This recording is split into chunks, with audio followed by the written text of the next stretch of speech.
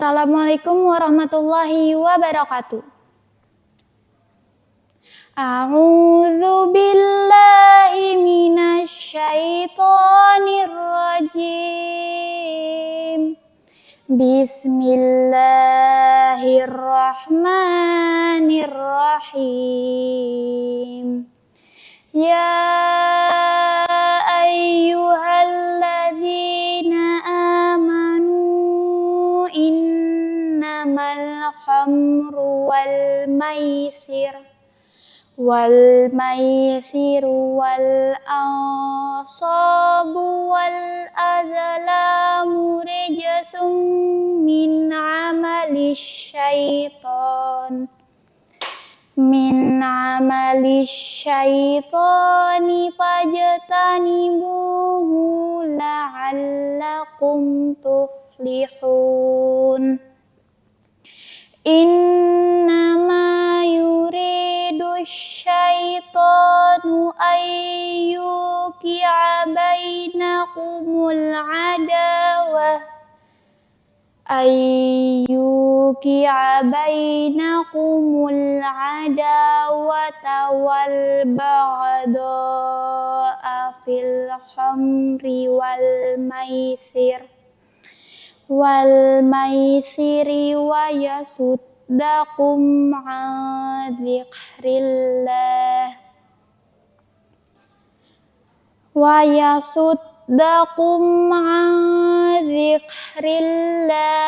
wa anis sholati fahal antum muntahun.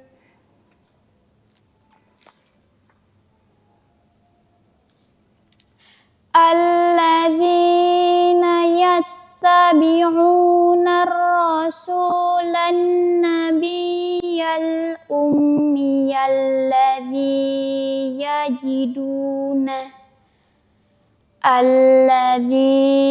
yajidunahu maktuban 'indahum fit Taurati wal Injili ya'murukum bil ma'rufi wa yanhahum 'anil munkari wa yuhillu lahumut thayyibat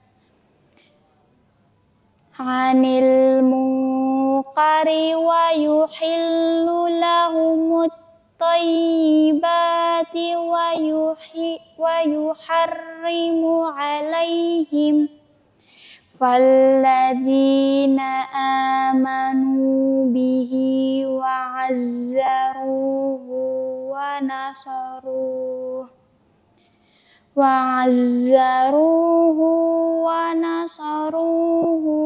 wattaba'un nural ladzi unzila ma'ah ulaika humul muflihun.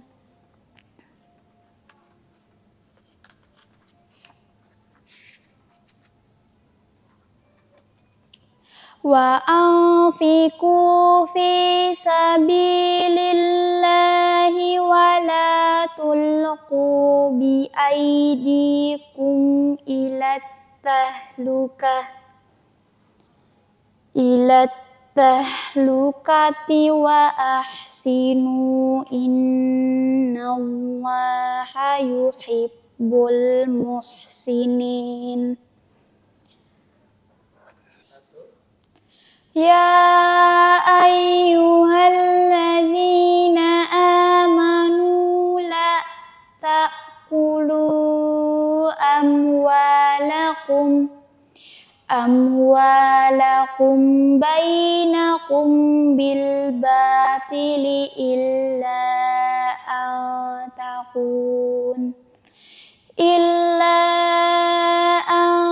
takuna tijaratan antaraddim minkum wala taqtulu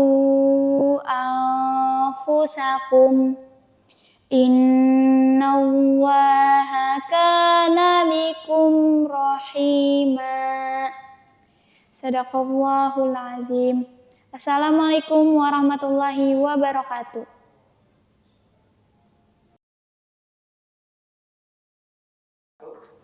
Aku berlindung kepada Allah dari godaan syaitan yang terkutuk dengan menyebut nama Allah yang Maha Pengasih lagi Maha Penyayang. Wahai orang-orang yang beriman, sesungguhnya minuman keras, berjudi, berkurban untuk berhala, dan mengundi nasib dengan anak panah adalah perbuatan keji dan termasuk perbuatan setan. Maka jauhilah perbuatan-perbuatan itu agar kamu beruntung. Sesungguhnya setan hanyalah bermaksud menimbulkan permusuhan dan kebencian di antara kamu melalui minuman keras dan judi, serta bermaksud menghalangi kamu dari mengingat Allah dan melaksanakan salat. Maka tidaklah kamu mau berhenti, yaitu orang-orang yang mengikuti Rasul Muhammad, Nabi yang ummi, tidak pandai baca tulis, yang namanya mereka temukan tertulis di dalam Taurat dan Injil yang ada pada mereka.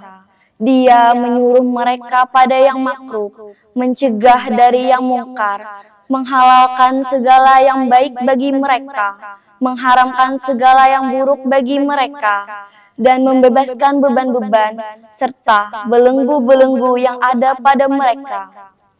Adapun orang-orang yang beriman kepadanya, memuliakannya, menolongnya, dan mengikuti cahaya terang yang diturunkan bersama Al-Quran, mereka itulah orang-orang yang beruntung. Berinfaklah di jalan Allah, janganlah jerumuskan dirimu ke dalam kebinasaan, dan berbuat baiklah. Sesungguhnya Allah menyukai orang-orang yang berbuat baik. Wahai orang-orang yang beriman, janganlah kamu memakan harta sesamamu dengan cara yang batil tidak benar, kecuali berupa perniagaan atas dasar suka sama suka di antara kamu. Janganlah kamu membunuh dirimu. Sesungguhnya Allah adalah Maha Penyayang kepadamu. Maha benar Allah dengan segala firman-Nya.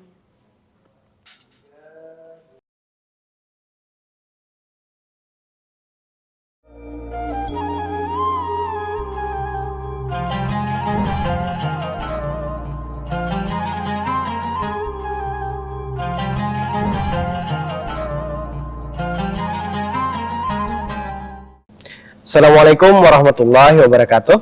Waalaikumsalam warahmatullahi wabarakatuh. Alhamdulillah wa syukurillah. Marilah kita panjatkan segala puji dan syukur kita kehadirat Allah Subhanahu wa taala yang mana telah memberikan kita kesehatan dan juga keberkahan di dalam umur kita sehingga hari ini kita bisa kembali berjumpa dalam program Gemar Ramadan 1446 Hijriah di edisi ke-9 Ramadan. Dan tema kita pada hari ini adalah lebih baik kecanduan takjil daripada kecanduan narkoba. Bagaimana Zar? Tema kita pada hari ini? Sangat menarik ya tentunya. Sangat menarik tentunya.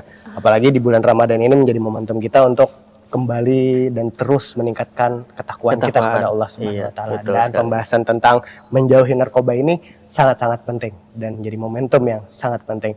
Senang sekali saya di sini Muhammad Kamil Syabani bersama Muhammad Raja Widin Nazar bisa kembali membersamai para pemirsa SSTV dalam program Gemar Ramadan. Dan kita hari ini telah kedatangan tamu spesial dan menjadi kebanggaan kita semua. Betul sekali. Yaitu Kepala BNNK Hulu Sungai Selatan, Ibu Agus Winarti. Assalamualaikum warahmatullahi wabarakatuh. Selamat datang Ibu. Apa kabarnya Ibu? Alhamdulillah. Alhamdulillah baik, sehat bola. Alhamdulillah senang Gimana sekali. Kabar, Alhamdulillah sehat juga. Dan pastinya bebas tanpa narkoba. Alhamdulillah. Senang sekali Ibu kami bisa kembali berjumpa dengan Ibu seperti tahun-tahun sebelumnya. Dan kita kembali akan membahas tentang narkoba lagi. Oke. Dan kita tidak capek-capeknya ya untuk menyampaikan kepada seluruh masyarakat bahwa narkoba ini menjadi dampak yang sangat berbahaya bagi seluruh masyarakat ya.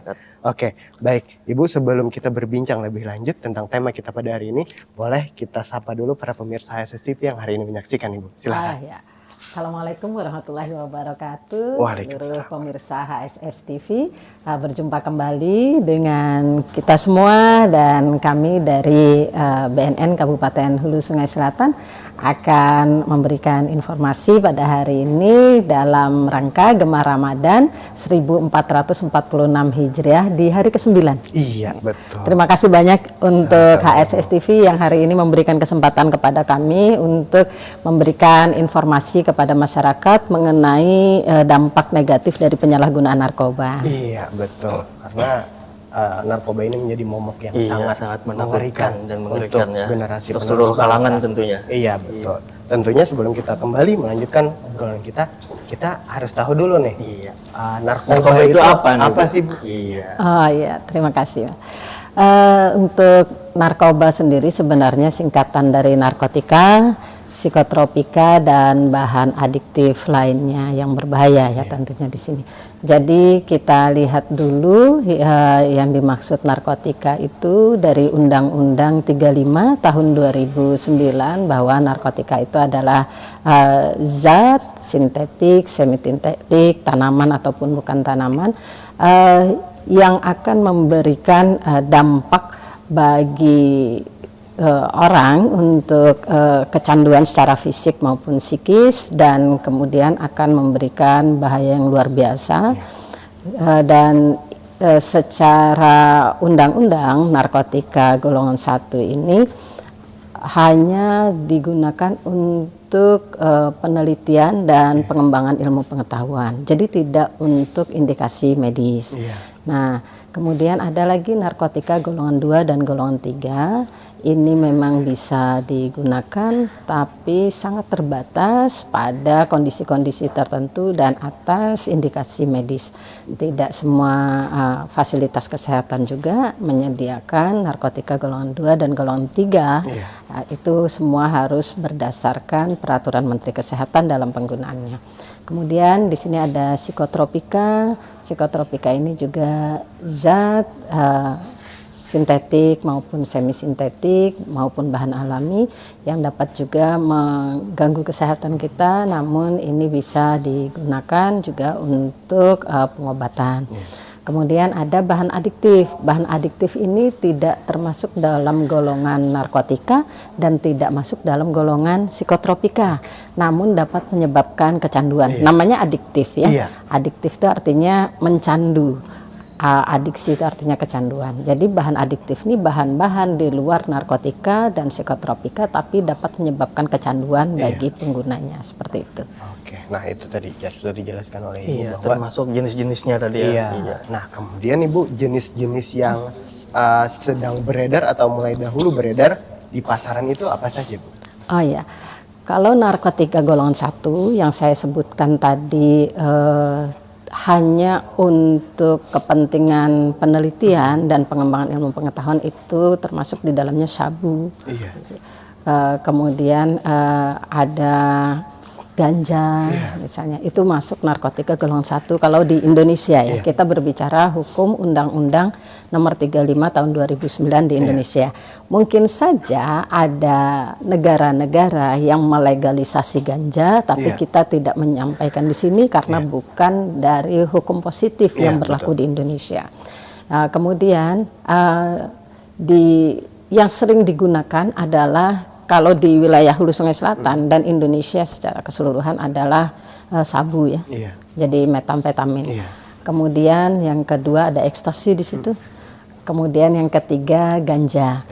Nah, di wilayah HSS sendiri kasus penggunaan ganja di tahun 2024 geseran dari Polrestapin itu sebanyak 3 kasus. 3 kasus. Selebihnya itu adalah sabu.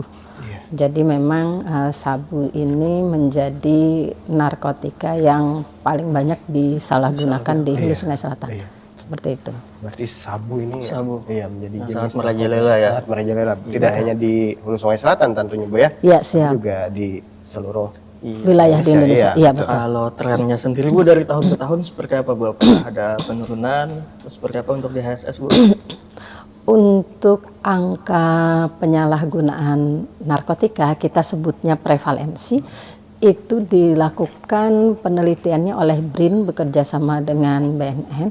Itu data yang muncul adalah data per provinsi. Nah, namun sampelnya juga sampai ke tingkat daerah, sampel yang diambil. Jadi tren penyalahgunaan untuk wilayah di Indonesia secara keseluruhan itu fluktuatif ya. Jadi di tahun 2021 itu angka penyalahgunaan di 2022 angka penyalahgunaan di 1,95% dari jumlah penduduk usia 15 sampai 64 tahun. Kemudian menurun jadi 1,8. Kemarin terakhir hasil penelitian angkanya di 1,75% gitu. Jadi kalau di angka mutlak, angka absolut itu penurunan sekitar 300.000 sampai 350.000 orang penyalahgunaan. Jadi karena yang menyalahgunakan ini sebesar untuk angka saat ini sebesar 3,3 juta masyarakat Indonesia menyalahgunakan narkoba, dan penurunan dari 2 tahun ini ya sebesar 300.000 sampai 400.000 orang, dan itu sebenarnya belum terlalu signifikan bagi kita karena kita ingin tujuan akhirnya adalah bersih. Namun upaya-upaya sudah kita lakukan dari upaya pencegahan, kemudian rehabilitasi dan pemberantasan, dan mudah-mudahan angka ini dapat terus kita tekan dari tahun ke tahun. Jadi seberapapun angka yang bisa kita turunkan, mudah-mudahan membawa dampak yang bagus buat bangsa dan daerah ini. Iya, betul. Tapi yang luar biasa tentunya ya jumlahnya, hampir 3,3 juta. Dan tentunya pemerintah dalam ini tidak tinggal diam gitu ya. Pastinya kan datanya di HSS ini selama 2 tahun terakhir ini terus menurun Bu ya? Ya, jadi sama sebenarnya ada penurunan jumlah, namun ada peningkatan akses ke layanan rehabilitasi di klinik kita. Ada peningkatan akses. Jadi ini juga sebenarnya hal yang positif kami rasa, di mana peningkatan akses ini bisa jadi pertama bahwa program rehabilitasi ini sudah tersosialisasikan ke masyarakat. Yang kedua adanya kesadaran. Itu yang kita harapkan sebenarnya, ada kesadaran dari seluruh masyarakat apabila dirinya atau kerabatnya atau keluarganya atau orang terdekatnya sudah kecanduan narkoba, ini segera datang ke BNN untuk bantuan rehabilitasi misalnya seperti itu. Dan ini kalau kemudian masyarakat tersosialisasikan, pesan kita sampai, masyarakat kemudian memiliki kesadaran untuk mengakses, ini adalah hal yang positif kami rasa. Iya, itu artinya kan BNN juga pemerintah terus berupaya untuk menekan angka penyalahgunaan narkoba. Betul sekali. Nah, dan tayangan kita pada saat ini tentunya juga menjadi langkah upaya untuk mensosialisasikan bahwa narkoba ini dampaknya sangat berbahaya Bu ya? Betul sekali. Nah, kita kembali berbicara tentang jenis-jenis narkoba tadi Bu. Yang baru viral kemarin kan ada apa enggak? Kecubung. Nah, itu seperti apa penjelasannya Bu dari segi itu? Terima kasih ya. Itu sekitar bulan Juni-Juli pada saat itu viral di wilayah Kalsel dan wilayah provinsi tetangga ya. Jadi kecubung sendiri memang memberikan efek negatif berupa halusinogen bagi penggunanya. Jadi waktu itu kita mengambil langkah-langkah, kita melaporkan, berkoordinasi dengan BNN Provinsi, kemudian bersama dengan BNN Provinsi, karena kasus ini banyak dirujuk ke Rumah Sakit Jiwa Sambanglihum, maka kita datang ke Rumah Sakit Jiwa Sambanglihum pada saat itu untuk membahas permasalahan ini. Jadi informasi pada saat itu bahkan ada yang meninggal ya, ada puluhan yang memiliki gejala yang sama, kemudian ada juga yang meninggal dunia. Yang dari HSS kita dapatkan informasinya 1 orang yang masuk di Rumah Sakit Jiwa Sambanglihum. Jadi pada saat kejadian itu itu dan pasiennya belum sadar, kita tentu belum bisa menganamnesis yang bersangkutan, sehingga diperlukan waktu untuk pemulihan dulu bagi pasien sampai sadar penuh. Sekitar 5 hari kemudian kami datang lagi ke pasien-pasien yang ada di sana yang sudah sadar penuh, bisa diwawancara. Ternyata penggunaannya bukan kecubung, tapi pil putih yang mereka sebut pil putih pada saat itu, yang kemudian dari hasil pemeriksaan BPOM isinya adalah Carnoven ditambah dengan zat-zat lain. Tapi zat utamanya adalah Carnoven atau Zenit.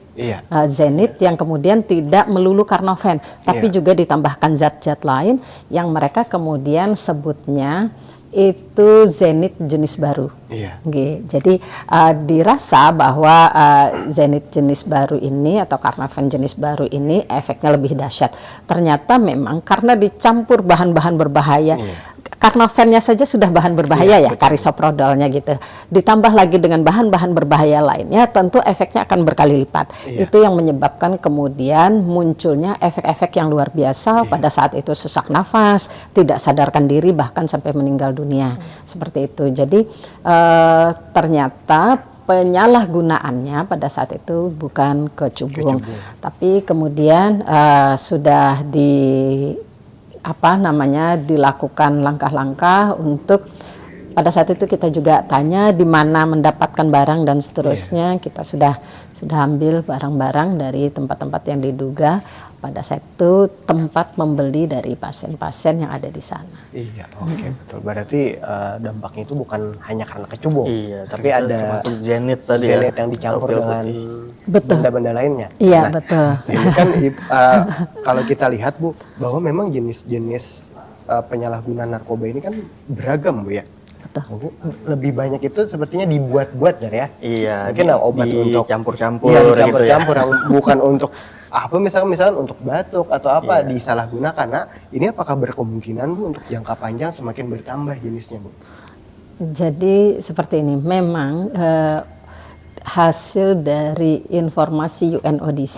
UNODC ini United Nation Crime and Drugs. Jadi di sini adalah badan dunia yang menangani kriminal dan drugs dan narkotika dan narkoba. Jadi berdasarkan informasi dari drugs report itu, dari tahun ke tahun ada NPS baru. NPS ini New Psychoactive Substance atau zat psikoaktif jenis baru atau narkoba jenis baru yang ada di seluruh dunia. Dan rata-rata dalam 1 tahun angkanya di atas 50 sampai 100 jenis barunya. Nah, kemudian Kementerian Kesehatan merilis bahwa dan itu juga dirilis oleh BNN di Drugs Report bahwa tahun 2023 ada 61 jenis narkoba baru yang ada, dan tidak keseluruhan belum keseluruhan terdeteksi gitu. Jadi kalau ada informasi-informasi dari masyarakat tentang narkoba baru, ini juga kita laporkan. Seperti itu. Jadi dulu sempat viral juga tentang PCC, penggunaan PCC pada saat itu yang kurang lebih sama lah dengan kasus yang 2024 lalu terjadi di Sambang Lihum. Penggunaan PCC pada saat itu juga terlaporkan dan ini dianggap substan baru. Sebenarnya zat-zat itu tidak berbahaya kalau tidak disalahgunakan. Walaupun ada sabu di sini, kalau pian kada menggunakan ya kada apa-apa kan gitu. Yang salah ini adalah penyalahgunaannya. Zat apapun itu. Zat apapun itu. Jadi mohon izin sekalian ini menyampaikan ke masyarakat bahwa jangan menyalahgunakan zat apapun termasuk obat-obat legal. Misalnya obat sakit kepala kah, obat batuk kah, digunakan memang atas indikasi medis saja. Amun batuk, ya boleh minum obat gitu ya. Amun sakit kepala, kalau garing boleh minum obat. Tapi kalau kada garing ya jangan diminum obatnya. Apalagi obatnya ini overdose, diminum berlebihan. pertama tidak sesuai indikasi medis, yang kedua penggunaannya berlebihan. Yang harusnya pian minum kalau batuk 3 kali sehari 1 saset saja, ini diminum kada batuk 1 dus pula gitu kan, ya jelas saja ya gitu. Pian kada usah itu, minum air putih aja sekaligus 1 galon kira-kira muntah ya lo. Kira-kira termasuk penyalahgunaan air putih ya. Penyalahgunaan air putih, malah kembung jadinya Bu ya. Iya betul. Iya, oke, baik. Jadi memang tidak dapat dipungkiri Bu ya, bahwa memang jenis narkoba atau penyalahgunaan narkoba ini semakin tahun semakin bertambah. Betul. Ya, namun inilah pentingnya kesadaran dari diri sendiri, bahwa kata Ibu tadi bahwa jangan pernah menyalahgunakan apapun. Iya. Sama seperti lem Bu ya, kan lem digunakan untuk kayu, Ya, untuk betul. apapun. Ini kan digunakan untuk yang Mabuk ya? mabuk. Nah, itu kan kita tidak bisa menyalahkan obatnya Bu ya. Ya. Kita tidak bisa menyalahkan lemnya, tapi penyalahgunanya ini yang harus kita sadarkan. Ya, Nah, betul. maka oleh sebab itu kita perlu mengetahui nih, untuk hukumnya nih Bu, penindakannya bagaimana Bu dari seluruh penyalahgunaan narkoba ini? Dampak hukumnya mungkin Iya. seperti apa Bu untuk para penyalahguna ini, apakah memiliki dampak hukum? Iya, betul Ibu. Oke. Jadi berdasarkan Undang-Undang 35 2029 yang masih berlaku hingga sekarang, tapi ini sedang dibahas untuk revisinya ya Mas ya, sedang dibahas revisi. Jadi untuk yang sekarang kita gunakan bahwa menyimpan, memiliki, menyalahgunakan narkotika dari bahan alami, sintetik, semi sintetik itu minimal 4 tahun penjara, minimal 4 tahun penjara. Namun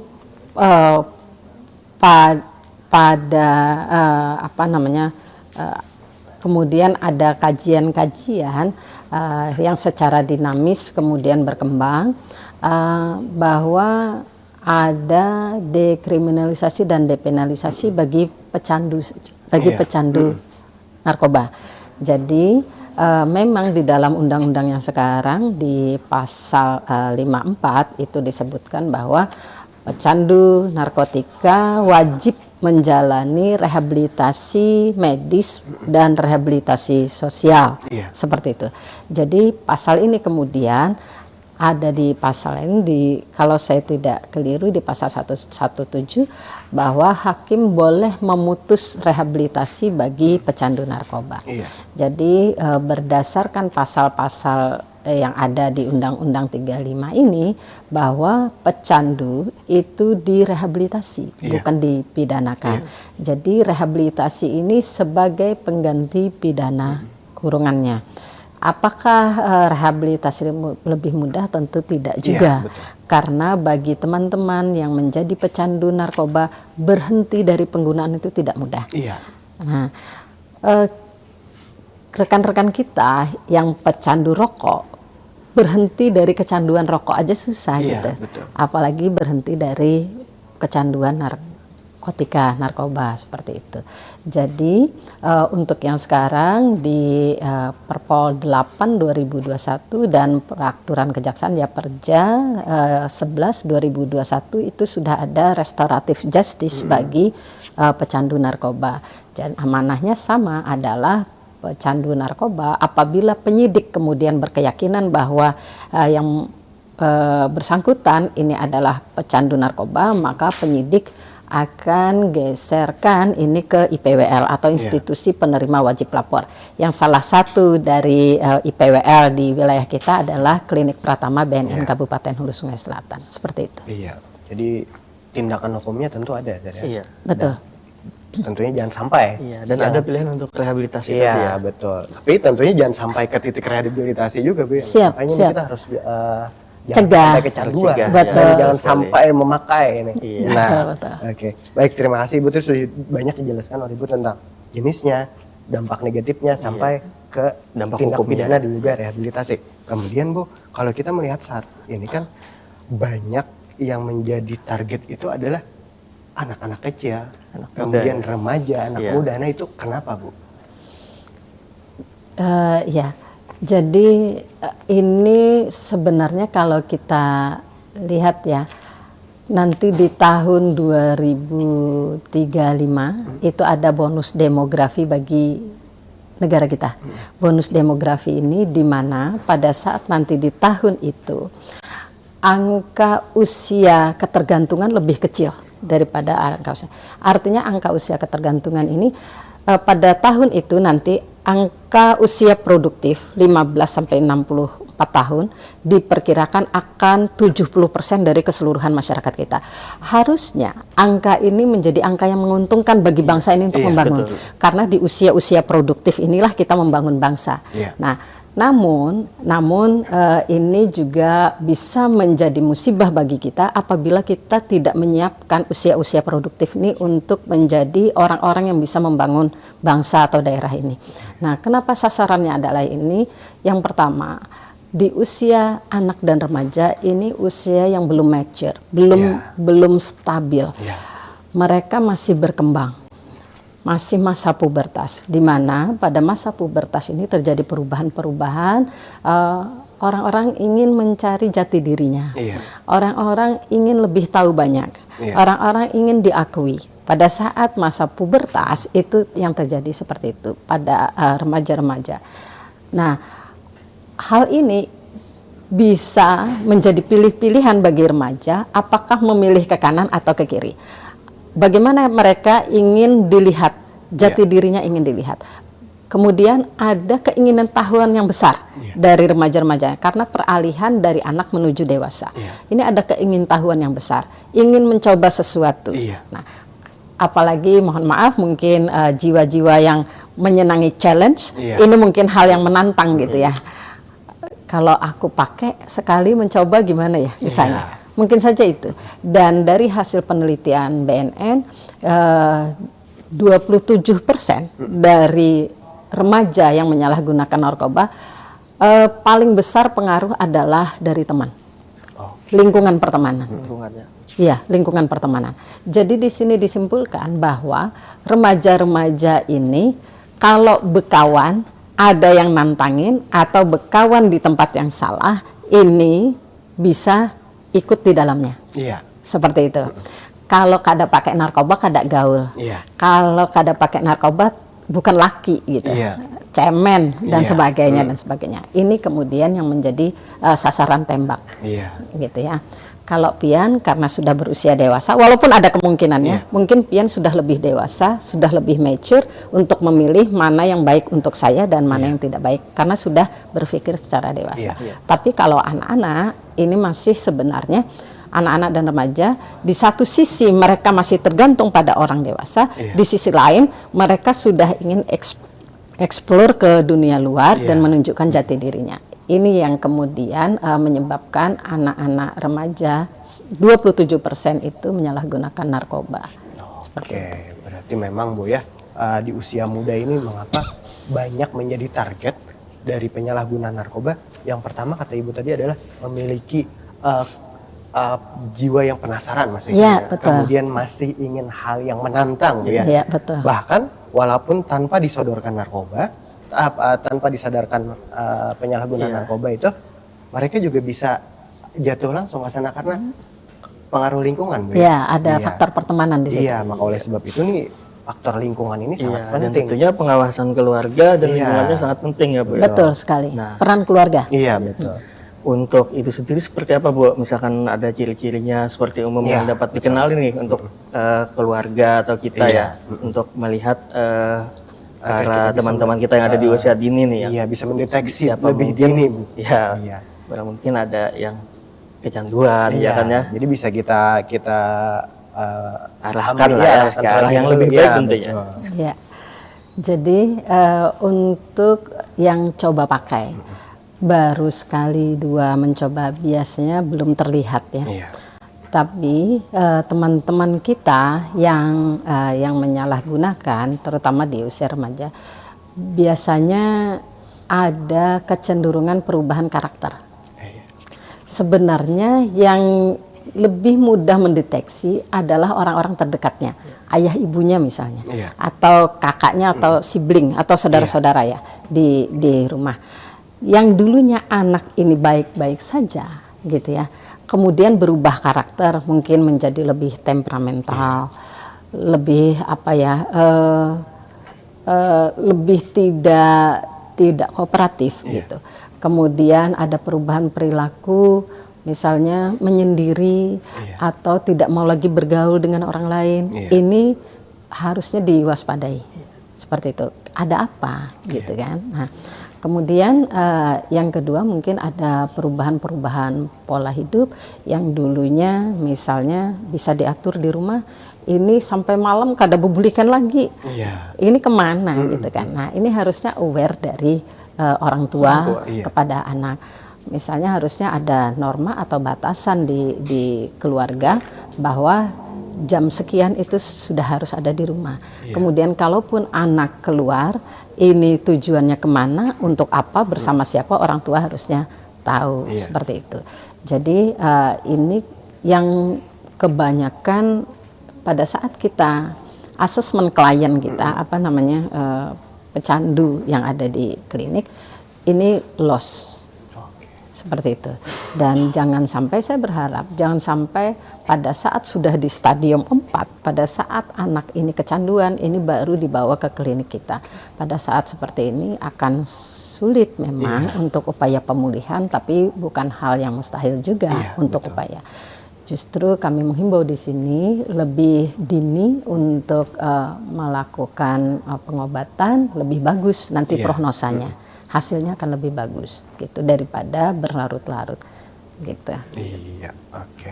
Berarti dampaknya tadi sangat besar, sangat negatif, dan juga kata Ibu tadi kalau melihat perubahan perilaku yang signifikan, Bu ya, mungkin bisa langsung. Perlu adanya kewaspadaan dari perlu orang tua dan keluarga tentunya. Iya, betul. Iya, ini kan kita kembali, Bu, bahwa memang generasi muda menjadi sasaran utama, Bu ya. Nah, ini dari BNN apakah ada program khusus yang dilakukan oleh BNN mengambil upaya ini, Bu? Jadi kalau kita tarik ke belakang sekitar 4 tahun belakangan, ini kita ada program-program khusus yang melibatkan remaja sebenarnya, karena kita sangat menyadari bahwa remaja ini menjadi sasaran yang mudah untuk peredaran penyalahgunaan narkoba. Yang kedua, ini merupakan aset bangsa. Iya, betul. Nah, jadi bagaimana bangsa ini ke depannya tergantung anak mudanya yang sekarang gitu. Jadi penting bagi BNN untuk menyasar program-program ke remaja. Jadi kalau di upaya pencegahan dan pemberdayaan masyarakat di seksi P2M BNNK di seluruh Indonesia, ini ada namanya program RTS, Remaja Teman Sebaya. Di sini berupa pemberian soft skill kepada remaja-remaja dengan kriteria tertentu. Soft skill yang diberikan ini beberapa sesi. Jadi kalau dulu ada 10 kali pertemuan untuk peserta yang sama, mereka dikuatkan. Dalam soft skill 10 kali pertemuan ini ada pemateri-pemateri yang kompeten di bidangnya. Ada psikolog di situ, ada psikiater di situ, kemudian ada pemberdaya anak di situ, yang memberikan materi-materi untuk penguatan kepada anak. Tujuannya adalah dia bisa menolak penyalahgunaan dan peredaran gelap narkoba bagi dirinya dan juga bagi lingkungan sekitarnya. Gitu. Kemudian dia menyadari bahwa ada upaya rehabilitasi untuk itu sehingga dia bisa menginformasikan di sekelilingnya. Gitu. Kemudian dia juga diberikan materi tentang dampak hukum, karena narkoba ini tidak hanya dampak medis, tapi juga dampak sosial, dampak ekonomi, dampak hukum di situ, sehingga mereka harus mengetahui keseluruhan aspek yang mempengaruhi apabila narkoba ini disalahgunakan atau diedarkan. Nah, kemudian di samping RTS itu ada program penguatan keluarga. Jadi keluarga-keluarga di Desa Bersinar yang memenuhi syarat atau kriteria tertentu ini juga diikutkan dalam pemberian soft skill. Jadi keluarga ini ada orang tuanya yang ikut, ada anaknya. Jadi kelas dibagi 2. Jadi kelas anak dan kelas orang tua. Iya. Orang tua diberikan parenting skill, anak juga diberikan soft skill. Iya. Sama untuk pencegahan penyalahgunaan dan peredaran gelap. Nanti pada event-event tertentu ada kelas gabungan antara orang tua dan anak. Iya. Dan ini kita evaluasi. Hasilnya bagus gitu. Jadi kita melihat post testnya bahwa dan evaluasi wawancara bahwa orang tua dan anak yang diikutkan dalam kegiatan pemberian soft skill anti narkoba ini, mereka menyatakan bahwa ini sangat bermanfaat. Iya. Dan kami ingin sebenarnya program ini dikembangkan di seluruh wilayah. Iya. Karena kalau mengikut anggaran BNN saja kan sangat terbatas ya. Sementara keluarga-keluarga yang harus diedukasi begitu banyak, seperti itu. Kemudian ada talk show. Iya. Ada talk show kita tatap muka dengan para remaja di sekolah-sekolah. Kemudian ada lagi kita masuk di IRUP ya, di Inspektur Upacara, kita memberikan pesan-pesan di sekolah-sekolah keliling itu. Dan kemudian ada kegiatan-kegiatan seperti mengikut sertakan remaja-remaja teman sebaya kita dalam acara sosialisasi. Jadi yang sudah kita berikan soft skill, mereka memberikan sosialisasi kepada teman-temannya atau komunitasnya, seperti itu. Baik, berarti sudah banyak langkah upaya yang dilakukan oleh BNN Kabupaten Bogor Selatan, Bu ya.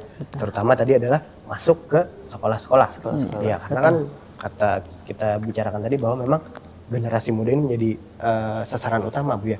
Maka oleh sebab itu perlu disadarkan terlebih dahulu dan terlebih sejak dini. Iya. Dan yang pasti, Bu ya, tidak terlepas dari pengawasan orang tuanya. Betul. Selain diberikan pengetahuan tentang bahayanya narkoba, dari anaknya pun, orang tuanya pun juga harus tahu. Betul. Karena kita takutkan kan orang tuanya tidak paham, Bu ya. Betul. Dan yang paling penting adalah berani untuk mengucapkan Tidak. tidak pada betul. narkoba. Ada Nah narkoba, itu iya. sangat penting.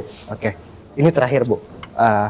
Jika kita melihat aktivitas yang sudah mencurigakan, atau kita memang tahu bahwa itu adalah penyalahgunaan narkoba yang dilakukan mungkin di masyarakatnya atau di tetangganya atau teman-temannya, tapi takut, Jar ya, untuk melaporkan atau mengadukan, ini bagaimana, Bu, caranya? Nah ya, oke. Jadi untuk seluruh masyarakat ini ya, apabila ada di keluarga terdekat, di lingkungan, penyalahgunaan maupun peredaran gelap nih, untuk melaporkan, ini bisa mengakses seluruh layanan media sosial BNN terdekat. Iya. Jadi BNN kan ada di mana-mana ya, hubungi BNN terdekat.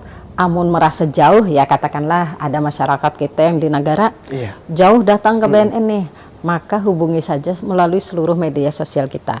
Jangan menghubunginya lewat media sosial kemudian yang bisa diakses publik. Betul. Kirim pesan langsung atau direct message, itu hanya terbaca oleh admin. Nah, hanya terbaca oleh kita saja, jadi tidak dibaca oleh masyarakat luas. Betul. Nah, sampaikan saja atau konsultasikan hal-hal yang ingin diketahui oleh masyarakat. Misalnya nih, mau konsultasi, ini keluargaku nih ada yang kecanduan narkoba, kayak apalah caranya. Hubungi saja admin melalui akun media sosial kita, itu ada pesan pribadinya, betakon saja di situ gitu. Jangan sungkan, ini kayak apa caranya, kapan waktunya, nanti admin akan membalas. Atau apabila ada peredarannya ingin melaporkan, silahkan juga di situ. Jadi ini kan tidak kita publis ya, tidak dipublikasikan, dirahasiakan. Jadi masyarakat yang melapor ini tidak kita publikasikan. Jadi jangan takut gitu. Nah nanti petugas kita yang akan menindaklanjuti seperti itu. Namun untuk peredaran atau penyalahgunaan, kami biasanya akan bertanya balik untuk informasi yang lengkap. Kalau cuma pada kayak Nina, keluarga ulun ada nang pinanya kecanduan narkoba nih, kayak apalah. Oh silahkan Bu, nanti datang saja bla bla bla bla bla. Sudah nggak dibalas lagi. Itu kawakah menolongi? Ya kita menolong di mana kalau dia hanya seperti itu. Nah jadi silahkan memberikan alamat misalnya. Atau nanti petugas kami akan menyarankan silahkan datang ke klinik Pratama di Jalan Jenderal Sudirman, tempatnya di sini dan sebagainya. Jadi kalau datang ke kita tidak sulit sebenarnya ya, hanya membawa kartu identitas, KTP, SIM atau apapun lah sebagainya. Itu saja. Kemudian kalaupun melaporkan adanya kejahatan atau peredaran, ini tempatnya di mana? Ini harus lengkap ya. Karena ini di daerah ini daerah ini kan luas ya. Iya, betul, Bu, betul. Jadi ini tempatnya di mana yang dimaksud gitu. Nah, jadi sebaiknya kalau petugas kita menanyakan kembali melalui direct message itu dibalas gitu ya. Jangan kemudian atau ada yang menelpon kemudian mungkin karena takut, kalau saya melihatnya pada saat itu karena takut, ini Bu di daerah ini ada yang mencurigakan bla bla bla gitu ya. Sudah itu tempatnya di mana Pak gitu kan. Oh di sini. Kita cuma ancar-ancar kemudian putus. Teleponnya putus gitu. Nah, jadi sementara daerah yang dilaporkan tuh luas. Ini tempat yang dimaksud yang mana? Kan gitu. Jadi lebih spesifik sih, lebih bagus. Iya, betul. Terima kasih Ibu. Berarti memang untuk seluruh masyarakat yang sudah melihat atau ada melihat aktivitas-aktivitas yang mungkin itu kita curigakan bahwa itu penyalahgunaan narkoba, langsung saja melaporkan. Jadi bisa lewat media sosial. Jadi tidak perlu datang langsung, boleh saja Bu. Boleh. Tapi kata Ibu tadi, dan berikan informasi yang lengkap. Ya, berikan informasi yang lengkap. Jangan takut memberikan informasi yang lengkap. Untuk bisa ditindaklanjuti ya. Dan juga yang penting jangan takut untuk melaporkan Bu ya. Iya, betul. Karena untuk para pelapornya juga akan dilindungi identitasnya Bu ya. Iya, betul. Iya. Betul. Alhamdulillah. Terima kasih banyak Ibu sudah kasih, datang sama-sama. ke program Gemar Ramadan dengan tema lebih baik kecanduan takjil daripada kecanduan narkoba. Betul Apalagi sekali. bulan Ramadan gitu. Iya, betul. Terima kasih Ibu. Iya, baik pemirsa SSTV, dari tema yang kita bicarakan hari ini dapat kita ambil kesimpulan bahwa bahaya penyalahgunaan narkoba juga bisa mempengaruhi hubungan sosial, menyebabkan perubahan perilaku, ketidakstabilan emosional, ketidakmampuan untuk menjaga hubungan yang sehat dengan keluarga, teman, dan masyarakat sekitar. Maka dari itu, stop menggunakan narkoba, berani untuk menolak segala jenis narkoba, lebih baik kecanduan takjil daripada kecanduan narkoba. Salam sehat tanpa narkoba. Saya Muhammad Kamil Syabani. Dan saya Muhammad Raja Bidin Nazar. Bersama saya Agus Winarti. Terima kasih banyak untuk pemirsa HSS TV dimanapun berada. Semoga informasi yang kami berikan hari ini bisa mendapatkan sampai kepada masyarakat pesan-pesannya dari saya. Apapun permasalahan yang dihadapi, narkoba bukan solusi. Jadi silakan masyarakat datang ke BNN Kabupaten Hulu Sungai Selatan apabila ada hal-hal yang ingin ditanyakan lebih lanjut. Iya, betul. Terima kasih Ibu. Gemar Ramadan 1446 Hijriah, menggali hikmah, menebar berkah di bulan suci. Assalamualaikum warahmatullahi wabarakatuh. Waalaikumsalam warahmatullahi wabarakatuh.